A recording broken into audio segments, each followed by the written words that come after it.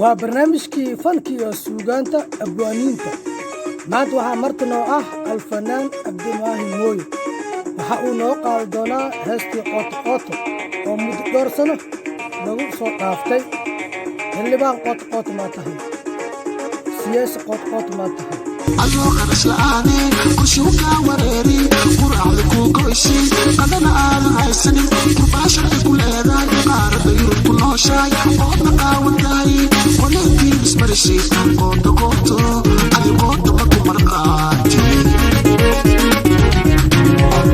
adoo qarash la'aane kushuuka wareeri quraacda kuu goysi qadana aadan haysanin kurbaasharka ku leedahay qaarada yurub ku nooshaay oodna qaawan tahay qoleetii bismarishii qoota qooto adi qoota ma ku marqaati